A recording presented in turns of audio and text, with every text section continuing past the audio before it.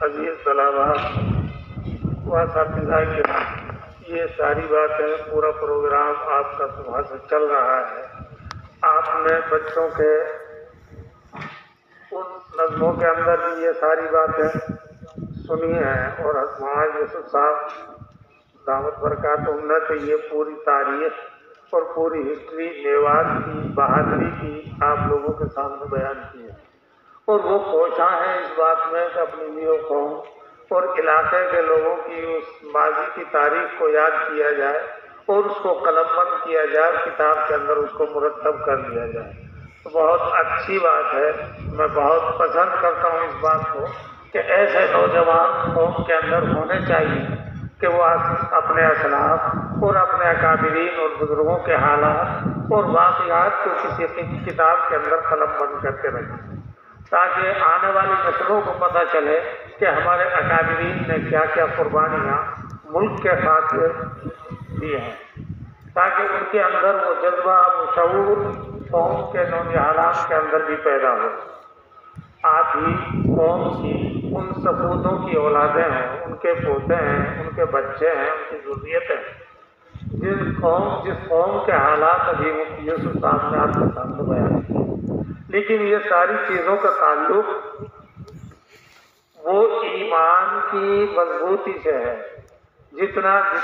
ایمان کسی کا مضبوط ہوتا ہے اور دل کے اندر جتنا اخلاص ہوتا ہے، قوت روحانی ساری باتوں کے ساتھ دیتی ہے۔ جب قوت روحانی آپ کے دلوں میں ہوگی تو انشاءاللہ کسی چیز سے آپ گھبرائیں گے نہیں، اور جب قوت روحانی وہ کمزور پڑ جاتی ہے تو پھر مچھر سے بھی خوف کھاتے ہیں اور مکھی سے بھی ڈرنے لگتے ہیں،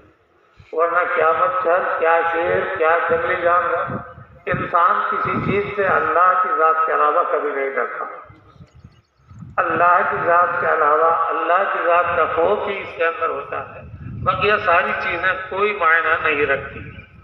کیونکہ اکابرین، اسلاف اور بزرگان دین کی زندگیوں میں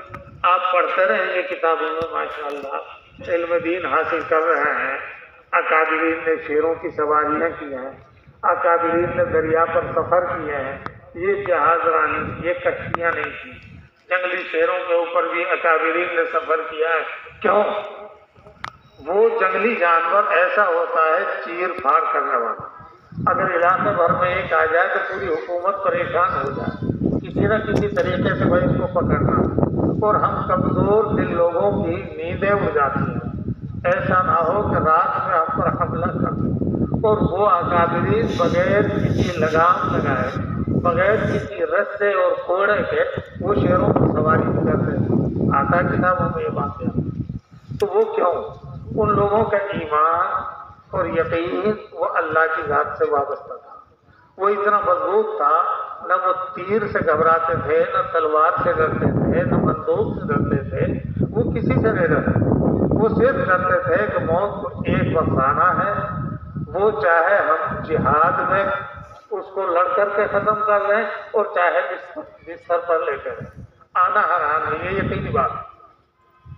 تو عزیز طلباء، یہ بات ہم کو ذہن نشین رہے کہ ہم اپنے ایمان پر جو کچھ ہم اپنا علم پڑھ رہے ہیں اس پر عمل کرنے کی کوشش کریں،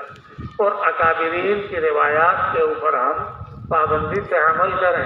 جو بھلائیاں اور جو خوبیاں ان کے اندر ہیں، کسی خوبی اور کسی بھلائی کو ہم ہاتھ سے نہ جانیں،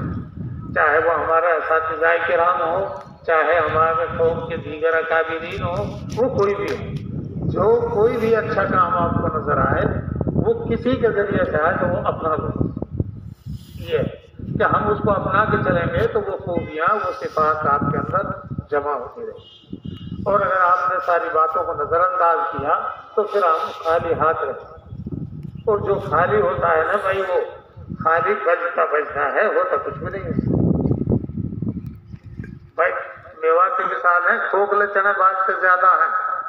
جب ان کو گھونٹ ڈنگ کھا جاتا ہے تو چھلکے باجتے رہ جاتے ہیں، لیکن ان کے اندر وہ طاقت اور ان کی وہ ذائقہ اور وہ صلاحیت ختم ہو جاتی ہے۔ ایک چنے سے کتنی سبزیاں آپ بناتے ہو مانو، آپ کی دال بھی اس میں بنے گی، آپ کا بیسن بھی بنے گا، آپ کا لڈو بھی بنے گا، اور آپ کا حلوہ بھی بنے گا، اور کتنی چیزیں اس کے اندر سے بنتی ہیں، لیکن جب اگر اس کو بھوننے اور ڈنک میں کھا کھا لیا تو خالی چھلکے سے کیا ہوگا بھائی؟ وہ تو بھاگتا پھرے گا، اس کو آپ جانوروں کے لیے پھینک دیں۔ تو اس لیے آپ لوگوں کو چاہیے کہ ہمیں مضبوط اور ٹھوس رہنا ہے۔ اللہ کرے ہم کو کہنے سننے سے زیادہ عمل کی توفیق نصیب فرما دے۔ ابھی مفتی یوسف صاحب نے ایک گاؤں کا نام لیا تھا، وہ بھی قریب میں دوحہ گاؤں، مولوی حفظ الرحمان صاحب کا۔ مجھے ابھی وہاں جانا، بہادر گاؤں بہت جنگجو ہے انگریزوں سے۔ واقعی میں وہ نہیں باڑ جس کو میواتی میں باڑ کہتے ہیں، کانٹے، وہ دوحہ کے لوگوں نے وہ کھندوائے تھے ان سے گھاٹے چلوا کر۔ اب تم گھاٹے نہیں سمجھتے، کیا بتاؤں؟ ہمارے زمانے میں ہم نے دیکھا اور گایا بیلوں سے، بیلوں کو ایک رسی میں جوڑ کے وہاں تک بناتے تھے اکٹھا، اور پوری فصل کو، گیہوں کی فصل ہو، جو کی فصل ہو، آپ کی سرسوں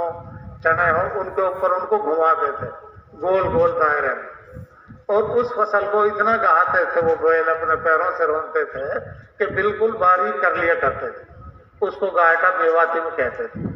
اور پھر پلڑوں میں بھر کے اس کو ہوا سے برسانا۔ ہم نے خوب برسا لیے، وہ برسا کر کے اس فصل سے اس دانے کو نکالتے تھے۔ وہ زمانہ ایسا نہیں تھا کہ یہ کٹر آ گئی، یہ مشین آ گئی، اب تو رات بھر میں ہر ہو جاتا ہے۔ وہ تو ایک پلڑا برسائے گا، ممکن ہے کہ آج کی تاریخ میں پلڑے کو لے کر کھڑے ہیں، اللہ کی طرف سے ہوا گم ہو گئی اور وہ آدھے کو رکھ دیا، وہ رکھا اب کل کو آج کیا ہوا۔ شام کا وقت ہوتا تھا، دوسرے روز آدھا برسے ہوا چلتی رہتی تھی، کام چلتا تھا۔ تو واقعی میں اس گاؤں میں باڑ اس کو کہتے ہیں، اپنی کھیتی کے آس پاس، اپنے گیت باڑیوں میں وہ لگاتے تھے، آج بھی لگاتے ہیں تکنیکی کے، وہ جھاڑوں کی ہوتی تھی، بہت جھاڑ ہوتے۔ تو انگریزوں سے واقعی میں اس قوم نے، اس مرد مجاہد گاؤں دوحہ میں ان لوگوں کو ایسے گھموایا، اس کو باڑ کے ننگے پہ کھودو، اس کو ایسی کمزور قوم نہیں تھی، اور وہ انگریز کون تھے؟ ایسے سیاح نہیں تھے، بلکہ وہ حکومت ہند چلاتے تھے، حکومت پر قابض تھے، ملک ہندوستان پر قابض تھے۔ ان لوگوں نے یہ ظلم و ستم جب کیا تو یہ قوم واقعی میں اتنی بہادر ہے جس کے آپ ہونہار بچہ ہے۔ تو اپنے ان بزرگوں اور اسلاف کے واقعات اور حالات کو اگر ہم بھلا دیں گے تو ہم تو تاحیات وہ قربانیوں کے جذبے ہمارے دلوں کے اندر پیدا نہیں ہوں، پھر تو ہم کمزوری محسوس کریں گے، گھبراہٹ بھی محسوس کرتے رہیں گے۔ تو اس لیے آپ لوگوں کو چاہیے کہ ہر چیز کے اندر ہم اخلاص پیدا کریں، اپنے اکابرین کے کاموں کو ہم بالکل نہ بھلائیں، اور یہ ان کے اندر روحانی طاقت اور قوت بڑھانے کے لیے اپنے علم دین پر محنت کریں، تاکہ علم دین کو حاصل کر کے ہمیں وہ شوق، وہ جذبہ، وہ ہمت، وہ دلیری اور وہ بہادری وہ ہمارے دلوں کے اندر پیدا ہو، وہ جذبات کاش کہ ہمارے اندر بھی پیدا ہو۔ ہمارے اکابرین تو سنتے تھے، صرف اتنا علم نہیں تھا۔ اب تو الحمدللہ وہ علماء دین کی ان قربانیوں کے صلے میں انہوں نے جب یہ ضرورت محسوس کی کہ قوم کو اجاگر کیسے کیا جائے، ان کے اندر جوش، دینی ولولہ، دینی جوش اور غلبہ کیسے پیدا کیا جائے، تو اکابرین نے یہ طریقہ کار سوچا کہ دینی مدارس قائم کیے جائیں تاکہ قوم کے ہونہار بچے وہ تعلیم یافتہ ہوں، تہذیب و تمدن ان کے اندر پیدا ہو۔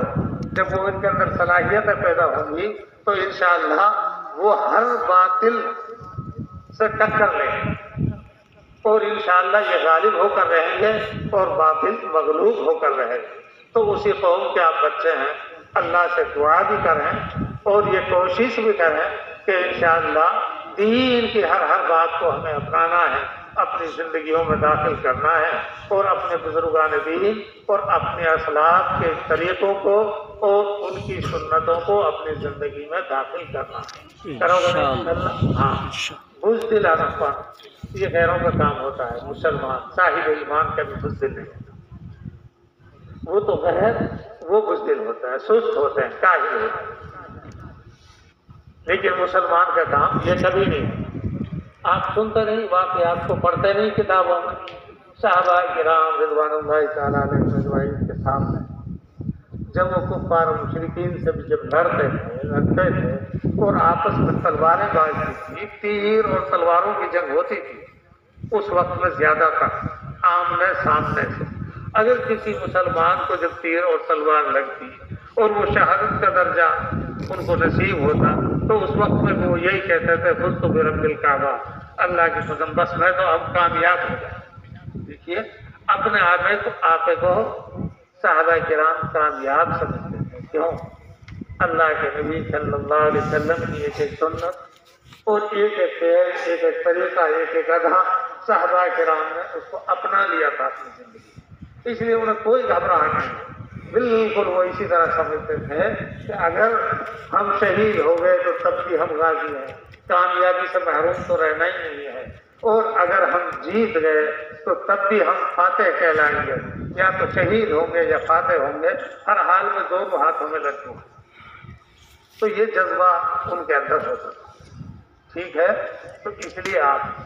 کے سال کا اختتامی وقت بھی اب چل رہا ہے، اپنی کتابوں بھائی آپ محنت کریں، آپ کا جو سال کا پڑھا ہوا موقع ہے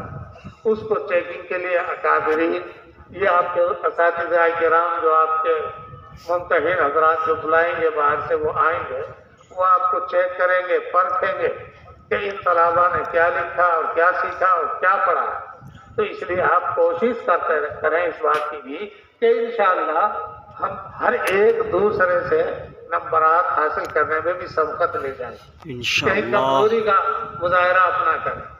بلکہ دلیری کا کریں، بہادری کا کریں، کہ جو ممتحن حضرات بھی یوں کہیں کہ ماشاءاللہ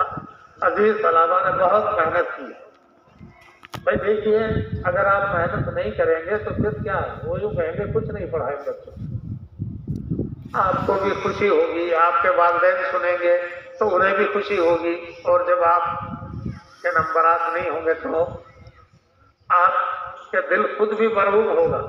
طلباء میں بھی شرمندگی اٹھانی پڑے گی، اور اساتذہ کے سامنے سے گزرتے وقت بھی گردن کو جھکا کر کے چلیں گے، اور آپ کے والدین بھی یہی سمجھیں گے کہ بھائی کچھ نہیں پڑھا، میں نے تو اس شوق سے تجھے ایک سال کے لیے یہ وقت دیا تھا کہ تم پڑھ کے آؤ گے اور تم نے کچھ نہیں سیکھا۔ تو اس لیے یہ کام نہ کریں، ہم ابھی وقت ہے، آپ بالکل اتنی جان توڑ محنت کریں، آپ گھر جانا، ادھر ادھر گھومنا پھرنا وہ بہت کم کریں، بلکہ آپ کو ضرورت کے وقت ہی نکلیں،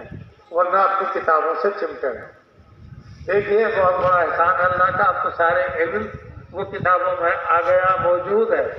درس کی کتابیں موجود، اساتذہ موجود، پھر علاقے میں مدارس موجود، اور ایک پہلے زمانے کا اکابرین کئی برسوں کا سفر تو پیدل طے کرتے تھے، اور ایک ایک احادیث کو حاصل کرنے کے لیے سالوں کا سفر طے کر کے جاتے، اور ایک حدیث سن کر کسی صحابی سے اور اپنا اکابرین سے، اور پھر عمل کرتے، بہت دور دراز کے سفر انہوں نے کیے ہیں، تب جا کر کے علم دین کو انہوں نے حاصل کیا ہے۔ آپ کے لیے تو بڑی سہولت ہے، کھانے کو بھی برابر ملتا ہے، پینے کو بھی ملتا ہے، اور لیٹنے بیٹھنے کو بھی ملتا ہے، کتابیں بھی مفت ملتی ہیں، لائٹ بھی ملتی ہے، اساتذہ بھی ملتے ہیں، سب کچھ ہوتا ہے۔ تو آپ اپنے وقت کی قدر کیجیے، کرو گے انشاءاللہ۔ تو دیکھتے ہیں اب سالانہ امتحان آنے والا ہے تو کن کن بچوں کے نمبرات اچھے آتے ہیں۔ بھائی اگر کوشش نہیں کرو گے تو بہت پچھتاؤ، اللہ کے ہمیں سننے سے زیادہ عمل کرو۔ ایک چھوٹی سی